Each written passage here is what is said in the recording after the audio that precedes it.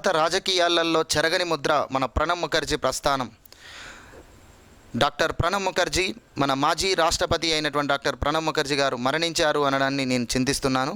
So ఆయన ఆత్మకు శాంతి చేకూర్చాలని ఆ భగవంతుణ్ణి ప్రార్థిస్తూ, సో భారత రాజకీయాలలో ప్రణబ్ ముఖర్జీ గారి యొక్క ప్రస్థానం ఏ విధంగా ప్రారంభమైంది, అతను నవతరం రాజకీయాలలో ఎంతోమందికి ఆదర్శంగా ఉత్తమ రాజకీయ నాయకుడిగా ఏ విధంగా ఎదిగాడు అనేటువంటిది మనం ఒక్కసారి తెలుసుకుందాం. సో ఆయన యొక్క ఘనతను, ఆయన యొక్క పేరు ప్రఖ్యాతలను తెలుసుకుంటూ ఆయనను స్మరించుకోవడం అనేటువంటిది ఈ సందర్భంగా అవసరం. డాక్టర్ ప్రణబ్ ముఖర్జీ బ్రిటిష్ ఇండియాలోని బెంగాలీ ప్రెసిడెన్సీలో బీర్భం జిల్లా మిరాటి అనే గ్రామంలో 1935 డిసెంబర్ 11వ తేదీన జన్మించారు. వెస్ట్ బెంగాల్ రాష్ట్రంలోని బీర్భం జిల్లా మిరాటి అనేటువంటి గ్రామం, బీర్భం జిల్లా మిరాటి అనేటువంటి గ్రామంలో 1935 డిసెంబర్ 11వ తేదీన కమదకింకర ముఖర్జీ, రాజ్యలక్ష్మి ముఖర్జీ అనే దంపతులకు జన్మించినటువంటి వ్యక్తియే డాక్టర్ ప్రణబ్ ముఖర్జీ. సో కుటుంబ నేపథ్యం కూడా రాజకీయ నేపథ్యం కావడం యువనాయకుడిగా అతను రాజకీయాలలో ఎదగడానికి ఒక కారణమని చెప్పొచ్చు. అయితే తండ్రిని మించిన తనయుడనే చెప్పొచ్చు రాజకీయాలలో. కమదకింకర ముఖర్జీ, ప్రణబ్ ముఖర్జీ గారి యొక్క తండ్రి అయిన కమదకింకర ముఖర్జీ భారత స్వాతంత్రోద్యమ నాయకులలో ఒక వ్యక్తి. 1952 నుంచి 64 వరకు బెంగాల్ కాంగ్రెస్ లెజిస్లేటివ్లో సభ్యుడిగా మరియు ఏఐసిసి మెంబర్గా పనిచేసినటువంటి వ్యక్తి. ప్రణబ్ ముఖర్జీ గారు తను MA political science, MA history అనేటువంటిది కలకత్తాలోని సూరి విద్యాసాగర్ అనే కాలేజీలో పూర్తి చేశారు. సో ఇతని యొక్క విద్యాభ్యాసం చూసినట్లయితే MA political science, MA history అనేటువంటిది సూరి విద్యాసాగర్ అనేటువంటి కాలేజీ కలకత్తాలో ఉంది, దానిలో పూర్తి చేయడం జరిగింది. తర్వాత కలకత్తా యూనివర్సిటీ నుండి ఎల్ఎల్బి పట్టాను పొందారు. తన ఉద్యోగ జీవితం 1963లో ప్రారంభమైందని చెప్పొచ్చు. కలకత్తాలోని డిప్యూటీ అకౌంటెంట్ జనరల్ ఆఫీసులో ఒక యూడీసీగా, ఒక క్లర్క్గా ఉద్యోగ జీవితం ప్రారంభించారు. తర్వాత కలకత్తాలోని విద్యానగర్ కాలేజీలో పొలిటికల్ సైన్స్ లెక్చరర్గా జీవితాన్ని ప్రారంభించారు. అయితే రాజకీయాల్లో 1960లోనే వచ్చినట్టుగా చెప్పుకున్నప్పటికీ ఈ రాజకీయాల్లోకి రావడానికంటే ముందు ఒక పత్రికా జర్నలిస్ట్గా పనిచేయడం అనేటువంటిది జరిగింది. సో దేశ్దక్ అనేటువంటి పత్రికా జర్నలిస్ట్గా ఇతను ఎక్కువ మందికి సుపరిచితము. ఇంకా అదేవిధంగా 1969లో రాజకీయాలలో ఈయనకు మంచి అవకాశం రావడానికి ఒక సంఘటన కారణమని చెప్పొచ్చు. ఏంటిది ఆ సంఘటన అంటే 1969 సంవత్సరంలో వెస్ట్ బెంగాల్ రాష్ట్రంలోని మిడ్నాపూర్ అనేటువంటి నియోజకవర్గానికి ఉప ఎన్నిక అనేటువంటి జరుగుతుంది. ఇందులో స్వతంత్ర అభ్యర్థి అయినటువంటి వికే కృష్ణ గారి తరపున ప్రచార కార్యక్రమానికి నాయకత్వం వహించారు డాక్టర్ ప్రణబ్ ముఖర్జీ గారు. తన వాక్ పటిమతో బహుభాషా కోవిదుడిగా పేరుగాంచినటువంటి ప్రణబ్ ముఖర్జీ గారి యొక్క వాక్ పటిమ ఆ రోజు కాంగ్రెస్ నాయకురాలైనటువంటి ఇందిరాగాంధీని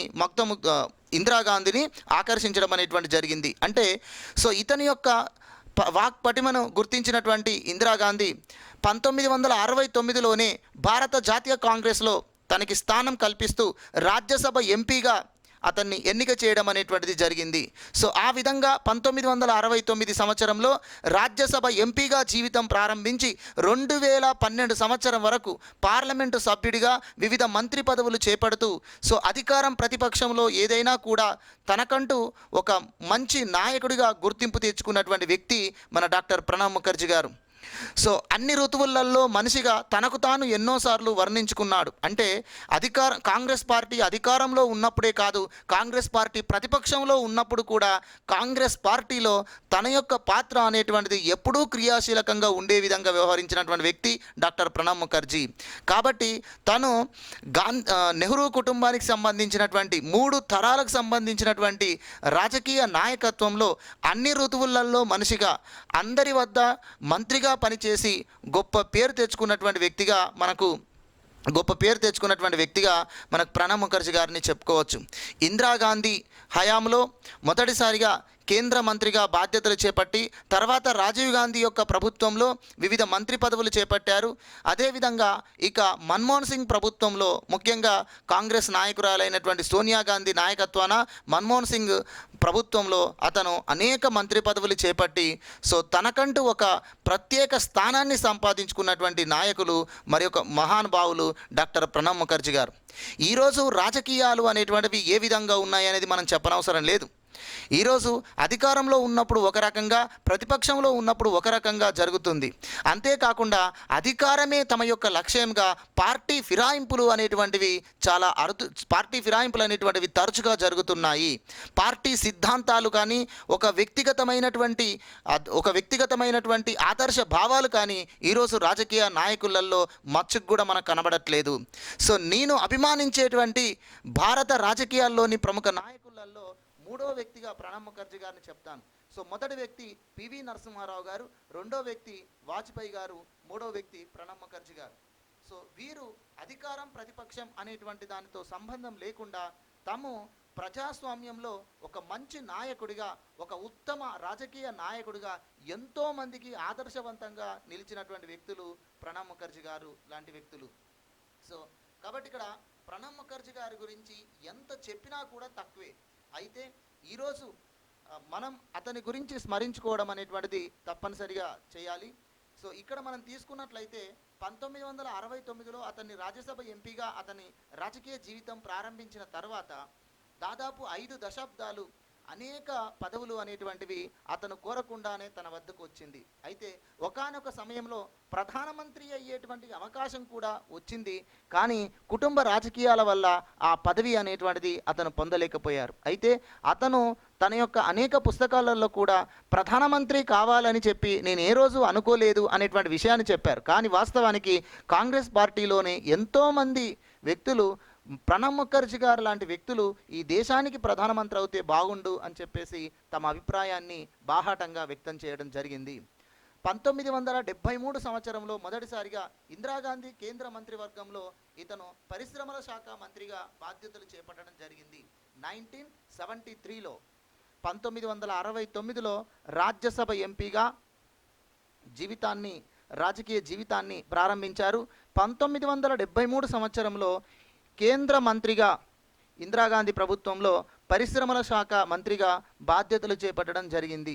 ఇక ఇందిరాగాంధీ హయాంలో ప్రణబ్ ముఖర్జీ గారికి ఒక ముఖ్యమైన స్థానం కాంగ్రెస్ పార్టీలో ఉంది అని మనం చెప్పొచ్చు. ఇటు కేంద్ర రాజకీయాలలో మరియు అటు బెంగాల్ రాష్ట్ర రాజకీయాలలో కూడా ప్రణబ్ ముఖర్జీ గారే ఒక ప్రత్యేక ఆకర్షణగా ఉన్నారు అని చెప్పొచ్చు.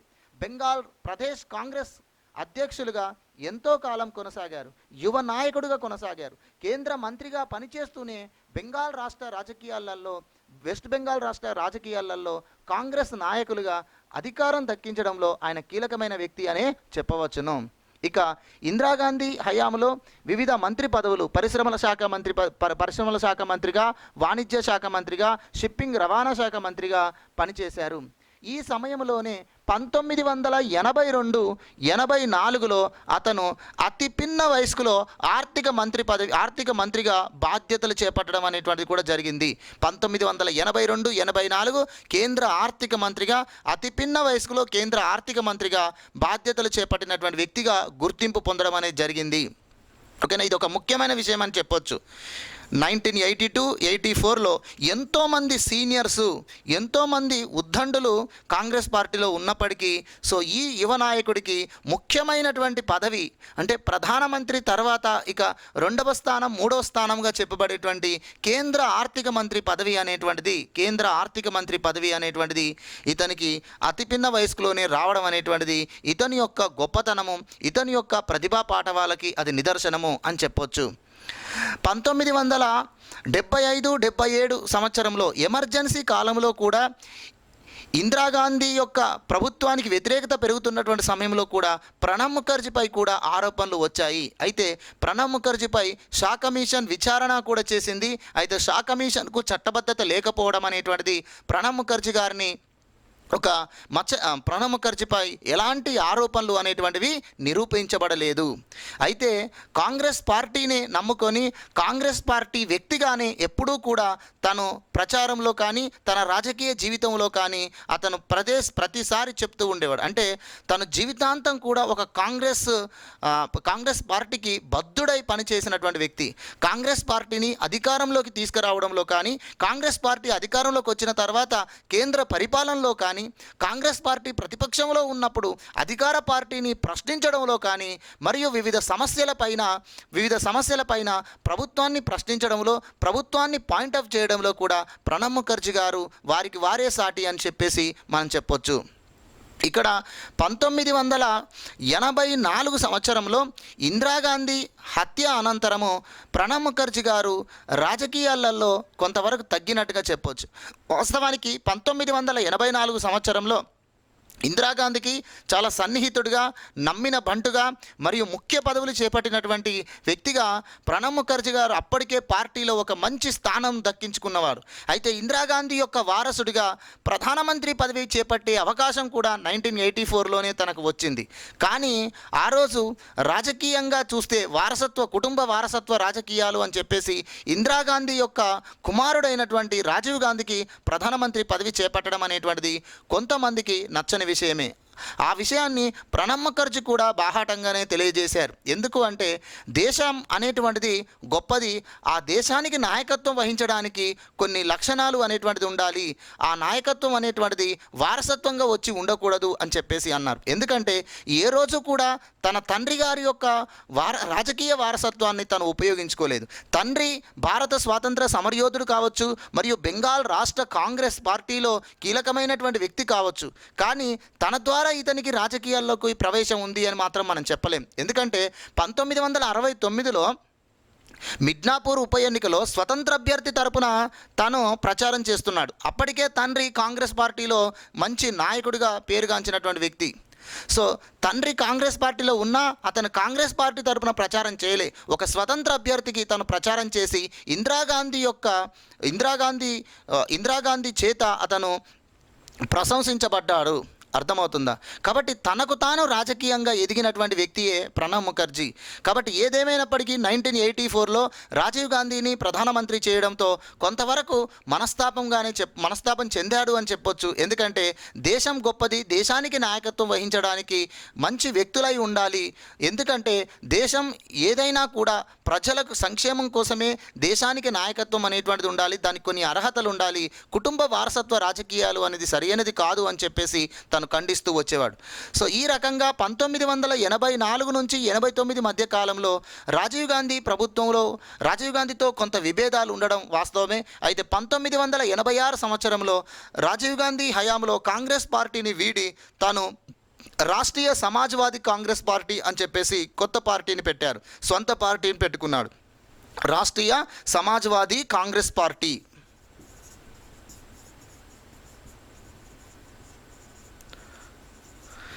రాష్ట్రీయ సమాజ్వాదీ కాంగ్రెస్ పార్టీ 1986 నుంచి 89 వరకు ఈ పార్టీని నిర్వహించడం జరిగింది. అయితే ఈ పార్టీ బెంగాల్ రాష్ట్ర అసెంబ్లీ ఎన్నికలలో ఒక ప్రభంజనమునే సృష్టించింది. కానీ 1989 సంవత్సరంలో రాజీవ్ గాంధీకి ప్రణబ్ ముఖర్జీకి మధ్య కొంతమంది సీనియర్ నాయకులు మధ్యవర్తిత్వం వహించి ప్రణబ్ ముఖర్జీ గారిని ఒప్పించి కాంగ్రెస్ పార్టీలో తన పార్టీని విలీనం చేసే విధంగా చేశారు. ఆ విధంగా రాజీవ్ గాంధీ మరియు ప్రణబ్ ముఖర్జీ మధ్య జరిగినటువంటి సంప్రదింపుల ద్వారా ప్రణబ్ ముఖర్జీ గారు తన పార్టీని కాంగ్రెస్ పార్టీలో విలీనం చేశారు. 1991 సంవత్సరంలో పివి నరసింహారావు గారు ప్రధానమంత్రి కావడంతో ఇక మళ్ళీ తన యొక్క పూర్వ వైభవం వచ్చింది అని చెప్పొచ్చు. ఎందుకంటే ఇందిరాగాంధీ హయాంలో కాంగ్రెస్ పార్టీలోనే ఒక మంచి నాయకుడిగా, ఇందిరాగాంధీకి మంచి సన్నిహితుడిగా, అన్ని విషయాలలో కూడా కీలకమైనటువంటి వ్యక్తిగా వ్యవహరించినటువంటి ప్రణబ్ ముఖర్జీ గారికి రాజీవ్ గాంధీ ప్రధానమంత్రిగా ఉన్న సమయంలో మాత్రం కొంత ప్రాబల్యం తగ్గింది అని చెప్పొచ్చు. అయితే అదే మళ్ళీ ఇందిరాగాంధీ హయాంలో ఉన్నటువంటి అతని యొక్క గుర్తింపు, పార్టీలో అతనికి ఉన్నటువంటి ప్రత్యేకమైనటువంటి గుర్తింపు మరియు పరిపాలనలో తనకు ముఖ్యమైనటువంటి పదవులు ఇవన్నీ కూడా మళ్ళీ పివి నరసింహారావు గారి హయాంలో వచ్చాయి. ప్రధానమంత్రిగా పివి నరసింహారావు గారు బాధ్యతలు చేపట్టగానే వీరిని వాణిజ్య శాఖ మంత్రిగా అధికారం కల్పించారు. తర్వాత విదేశీ వ్యవహారాల మంత్రిగా బాధ్యతలు కల్పించారు. 1991-96 సంవత్సరంలో ప్లానింగ్ కమిషన్ ప్రణాళికా సంఘంకు ఉపాధ్యక్షుడిగా పనిచేశారు. 1991 సంవత్సరంలో పివి నరసింహారావు గారు ప్రధానమంత్రిగా అయినటువంటి సమయంలో పరిస్థితి ఏంటో మన అందరికీ తెలుసు. దేశం ఆర్థిక సంక్షోభమును ఎదుర్కొంటుంది. దేశ ఆర్థిక వ్యవస్థ అనేటువంటిది గతంలో ఎన్నడూ లేని విధంగా ఉంది, అస్తవ్యస్తంగా ఉంది. అలాంటి సమయంలో కాంగ్రెస్ పార్టీలో ముఖ్యమైనటువంటి నాయకులుగా పివి నరసింహారావు గారు ప్రధానమంత్రి అయిన తర్వాత మన ప్రణబ్ ముఖర్జీ గారికి మంచి స్థానం అనేటువంటిది కల్పించారు. ఆర్థిక సంస్కరణలు ప్రవేశపెట్టడంలో ఆర్థిక మంత్రితో పాటుగా మనకు ప్లానింగ్ కమిషన్ ఉపాధ్యక్ష పదవి కూడా కీలకమైనది. ఆ విధంగా ప్రధానమంత్రి పివి గారు, కేంద్ర ఆర్థిక మంత్రిగా మన్మోహన్ సింగ్ గారు మరియు ప్రణాళికా సంఘం ఉపాధ్యక్షుడిగా ప్రణబ్ ముఖర్జీ గారు, ఈ ముగ్గురు యొక్క నాయకత్వంలో మన దేశ ఆర్థిక వ్యవస్థ మారే విధంగా నూతన ఆర్థిక సంస్కరణలకు నాంది పలకడం జరిగింది. ఒక విషయం ఇక్కడ మనం చెప్పుకోవచ్చు. 1982-84 సంవత్సరంలోనే కేంద్ర ఆర్థిక మంత్రిగా ప్రణబ్ ముఖర్జీ గారు పనిచేస్తున్నప్పుడు మన్మోహన్ సింగ్ను ఆర్బీఐకి గవర్నర్గా నియమించడం అనేది జరిగింది. ఇది ఆర్బీఐకి గవర్నర్గా నియమించినటువంటి నియామకం పత్రం పైన కేంద్ర ఆర్థిక మంత్రిగా 1982-84లో ప్రణబ్ ముఖర్జీ గారు పనిచేస్తున్నప్పుడు మన్మోహన్ సింగ్ యొక్క నియామకం పత్రంపై సంతకం చేసినటువంటి వ్యక్తి. అదే మన్మోహన్ సింగ్ గారిని కేంద్ర ఆర్థిక మంత్రిగా పివి గారు తీసుకోవడంలో ప్రణబ్ ముఖర్జీ గారు కూడా కారణమని చెప్పొచ్చు. ఒక్క విషయం చూడండి, ప్రణబ్ ముఖర్జీ గారు ఎంత గొప్ప వ్యక్తులు అంటే, తాను కేంద్ర ఆర్థిక మంత్రిగా ఇందిరాగాంధీ హయాంలో పనిచేస్తున్నప్పుడు ఆర్బీఐ గవర్నర్గా మన్మోహన్ సింగ్ను నియమించడంలో కీలకమైన వ్యక్తి. అదే మన్మోహన్ సింగ్ను 1991 సంవత్సరంలో పివి నరసింహారావు గారు ప్రధానమంత్రి అయినప్పుడు ఇతన్ని ఆర్థిక మంత్రిగా నియమిస్తే ఆర్థిక సంస్కరణలకు నాంది పలకడానికి అవకాశం ఉంటుంది అని మన్మోహన్ సింగ్ను కేంద్ర మంత్రివర్గంలో ఆర్థిక మంత్రిగా తీసుకోవడంలో పివి నరసింహారావు గారికి సలహాలు ఇచ్చినటువంటి వ్యక్తిలో కూడా ప్రణబ్ ముఖర్జీ గారు ముఖ్యులు అని చెప్పొచ్చు. అలా ప్రణబ్ ముఖర్జీ గారు ప్రముఖ ఆర్థికవేత్త మరియు చిన్న వయసులోనే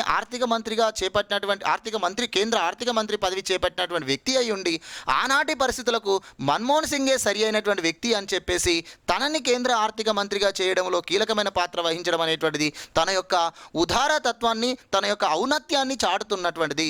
కాబట్టి వ్యక్తి అనేటువంటిది పదవి చేపట్టినప్పుడు కాదు, పదవులను ఆశించకుండా దేశం కోసం పరిపాలనలో కీలకమైన వ్యక్తిగా పనిచేసినప్పుడే వారి యొక్క గొప్పతనం అనేటువంటిది మనకు తెలుస్తుంది.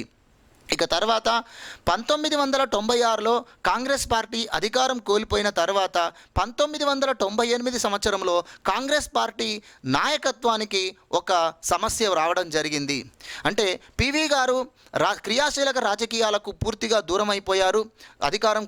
కాంగ్రెస్ పార్టీ అధికారం పూర్తయిన తర్వాత ఇక 1996 నుంచి 98 మధ్యలో కాంగ్రెస్ పార్టీకి నాయకులు ఎవరు అనేటువంటి వచ్చినప్పుడు 1998 సంవత్సరంలో సోనియా గాంధీయే కాంగ్రెస్ పార్టీ నాయకురాలుగా సరి అయినటువంటి వ్యక్తి అని చెప్పేసి పార్టీ అందరినీ కూడా ఒప్పించి సోనియా గాంధీకి నాయకత్వ బాధ్యతలు వచ్చే విధంగా క్రియాశీలకంగా వ్యవహరించినటువంటి వ్యక్తి ప్రణబ్ ముఖర్జీ గారు.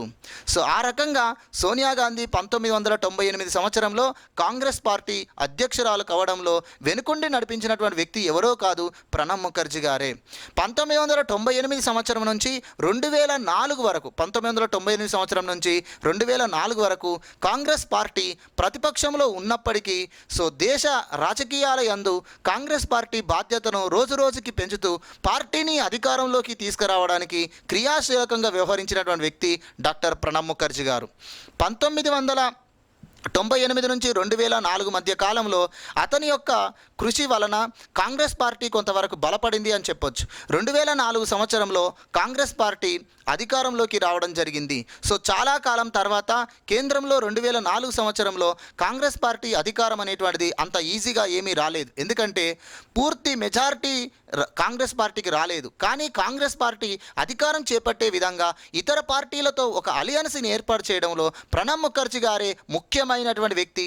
ఆ విషయాన్ని సోనియా గాంధీ కూడా అనేక సమయంలో చెప్పారు. సో యూపీఏ 1, యూపీఏ 2 అనేటువంటి 2 సంకీర్ణ ప్రభుత్వాలు, హంగు ప్రభుత్వాలు కాంగ్రెస్ ప్రభుత్వం ఇతర పార్టీలతో ఏర్పాటు చేయడానికి ప్రణబ్ ముఖర్జీ గారే ముఖ్యమైనటువంటి వ్యక్తి. 2004 సంవత్సరంలో మరి సోనియా గాంధీ గారి యొక్క విదేశీయత పైన ఒక విమర్శలు వచ్చినప్పుడు, అంటే సోనియా గాంధీ కాంగ్రెస్ పార్టీ అధికారంలోకి వచ్చినప్పటికీ కాంగ్రెస్ పార్టీ నాయకురాలైనటువంటి సోనియా గాంధీ ప్రధానమంత్రి పదవి చేపట్టడంలో ఆమె ఇటలీ దేశ వనిత అని చెప్పేసి కొన్ని విమర్శలు రావడం జరిగింది. అలాంటి విమర్శల సమయంలో కూడా సోనియా గాంధీని సపోర్ట్ చేసినటువంటి వ్యక్తి ప్రణబ్ ముఖర్జీ గారు. అయితే ఇక సోనియా గాంధీ ప్రధానమంత్రి కావడం సాధ్యం కాదు అనేటువంటి సమయంలో ప్రణబ్ ముఖర్జీ గారిని ప్రధానమంత్రి చేస్తారు అని చెప్పేసి అందరూ అనుకున్నారు. కానీ రాజకీయాలు అనేటువంటిది ఎప్పుడు ఎలా మలుపు తిప్పుతాయో ఎవరిని కూడా మనం చెప్పలేం. కాబట్టి ఇక్కడ స్వార్థపూరిత రాజకీయాలు అనేటువంటిది తన కుటుంబ అధికారాన్ని కాపాడుకోవడం కోసం, తమ వారసత్వాన్ని ఎప్పటికీ కొనసాగించడం కోసం ఆ రోజు సోనియా గాంధీ గారు తీసుకున్నటువంటి నిర్ణయం మన్మోహన్ సింగ్ ప్రధాని కావడానికి కారణమైంది. సో తమ మాటను మరియు తమ యొక్క ప్రభావాన్ని, తమ మాటను పక్కన పెట్టకుండా, తమ ప్రభావం ఏమాత్రం తగ్గకుండా, తమ కుటుంబ నేపథ్యం అనేటువంటిది కాంగ్రెస్ పార్టీలో చిరస్థాయిగా ఉండాలి అంటే సో తనకు ధీటైనటువంటి నాయకుడిగా ప్రణబ్ ముఖర్జీ గారు ప్రధానమంత్రి అవుతే కరెక్ట్ కాదు అని చెప్పి మన్మోహన్ సింగ్ గారిని ప్రధానమంత్రిగా చేసి వెనుకుండి సోనియా గాంధీ ప్రణబ్ ముఖర్జీ గారి యొక్క సహకారంతో ఈ దేశాన్ని పరిపాలించింది. ప్రధానమంత్రిగా మన్మోహన్ సింగ్ గారు ఉన్నప్పటికీ అనేక విషయాలలో దాదాపు 84 కమిటీలు, ఒకటి కాదు రెండు కాదండి, 84 కమిటీలు వేయబడ్డాయి 10 సంవత్సరాలలో అనేక అంశాలపైన. ఇలా అనేక కమిటీలకు నాయకుడిగా, కమిటీ చైర్మన్గా వ్యవహరించి అనేక సమస్యలు పరిష్కారం చేసి కాంగ్రెస్ పార్టీని, యూపీఏ ప్రభుత్వాన్ని 10 సంవత్సరాలు కొనసాగించినటువంటి ఘనత ప్రణబ్ ముఖర్జీ గారిదే. సో ప్రణబ్ ముఖర్జీ గారు ఈ 2004 నుంచి 2012 సంవత్సరం వరకు కేంద్ర రాజకీయాలలో అనేక కేంద్ర మంత్రి పదవులు చేపట్టారు. ముందుగా రక్షణ మంత్రి పదవి చేపట్టారు, కేంద్ర రక్షణ మంత్రి పదవి చేపట్టారు. తర్వాత కేంద్ర విదేశీ వ్యవహారాల మంత్రి చేపట్టారు. ఇక 2009 నుంచి 2012 వరకు, అంటే 2012లో అతను భారత రాష్ట్రపతి అయ్యే నాటికి అతను కేంద్ర ఆర్థిక మంత్రిగా కొనసాగుతున్నారు.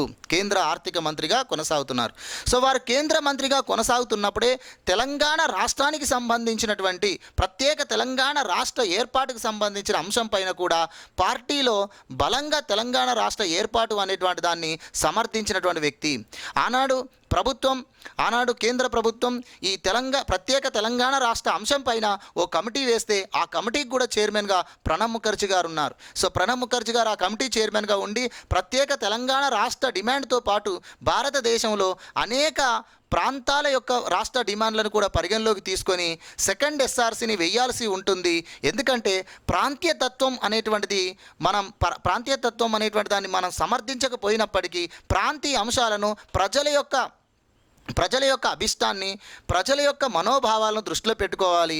కాబట్టి ప్రత్యేక రాష్ట్రాలు అనేటువంటివి కొన్ని ఏర్పాటు చేయాల్సి ఉంటుంది. ఉదాహరణకు విదర్భ లాంటి రాష్ట్రాలు, తర్వాత మిగతా కొన్ని రాష్ట్రాలు మనకు ఏర్పాటు చేయాల్సి ఉంటుంది. కాబట్టి వీటి అన్నిటికీ పరిష్కారం కోసం మనకు ఎస్ఆర్సీ అనేది, సెకండ్ ఎస్ఆర్సీ వేయాల్సి ఉంటుందని చెప్పినటువంటి వ్యక్తి కూడా ప్రణబ్ ముఖర్జీ గారు. అయితే 2012 సంవత్సరంలో ఇక తన కుటుంబ వారసుడిని కాపాడుకోవడం కోసం సోనియా గాంధీ గారు కుటుంబ వారసుడైనటువంటి తన కుమారుని నెక్స్ట్ ప్రధానమంత్రిగా చెయ్యాలి అనేటువంటి ఒక ఆశతో తమ కుటుంబ వారసత్వ రాజకీయాలను కాపాడుకోవడం కోసం ప్రణబ్ ముఖర్జీ గారు క్రియాశీలక రాజకీయాలకు దూరం అవ్వాలి అనేటువంటి ఉద్దేశంతో వారిని రాష్ట్రపతి అభ్యర్థిగా 2012లో యూపీఏ గవర్నమెంట్ అనేటువంటిది నిలబెట్టడం జరిగింది.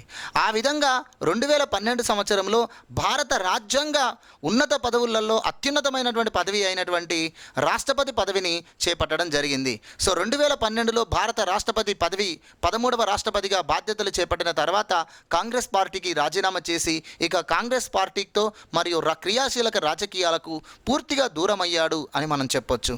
సో ఈ విధంగా 1969లో ప్రారంభమైనటువంటి రాజకీయ జీవితం 2012 వరకు ఎక్కడా కూడా తగ్గకుండా ప్రతి పదవి అనేటువంటిది కూడా ప్రతి పదవి తను చేపట్టిన పదవికి వన్న తెస్తూ పరిపాలనలో తనకంటూ ఒక ప్రత్యేక స్థానాన్ని దక్కించుకున్నటువంటి వ్యక్తి మన డాక్టర్ ప్రణబ్ ముఖర్జీ గారు.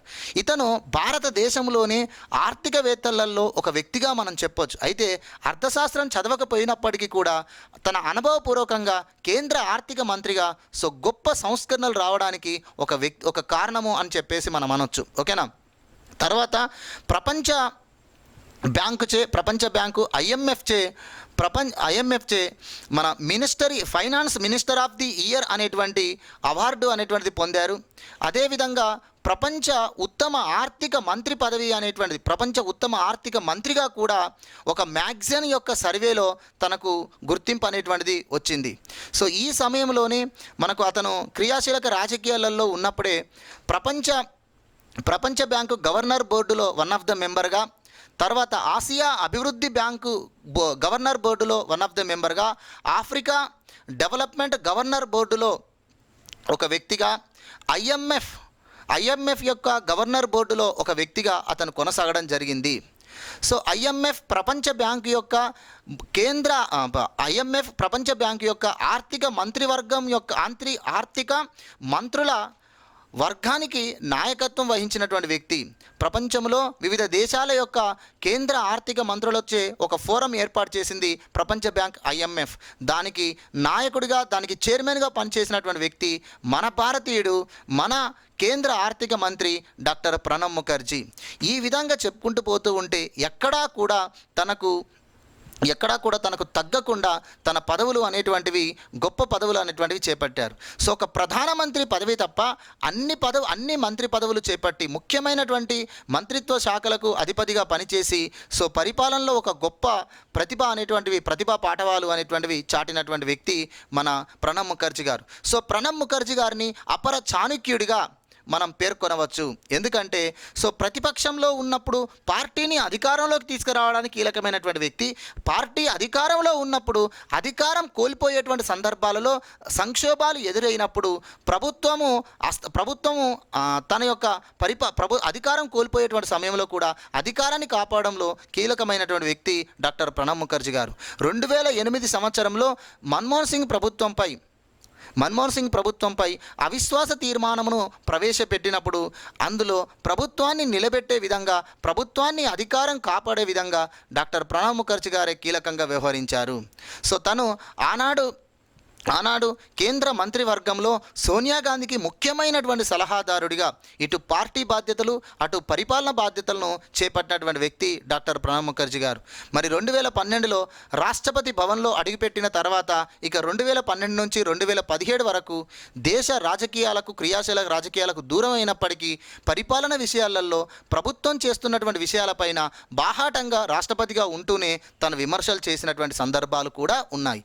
నరేంద్ర మోడీ గారు ప్రధానమంత్రి అయిన తర్వాత ఒక సందర్భంలో బడ్జెట్ సమావేశాలు అనేవి సక్రమంగా జరగకపోవడం దేశ ఆర్థిక వ్యవస్థకు మంచిది కాదు, ప్రజాస్వామ్యంలో పార్లమెంట్ సమావేశాలు అనేవి హుందాగా ఉండాలి అని చెప్పినటువంటి ఉత్తమ పార్లమెంటేరియన్ మన డాక్టర్ ప్రణబ్ ముఖర్జీ గారు. 1997 సంవత్సరంలో ఉత్తమ పార్లమెంటేరియన్ అవార్డు పొందారు.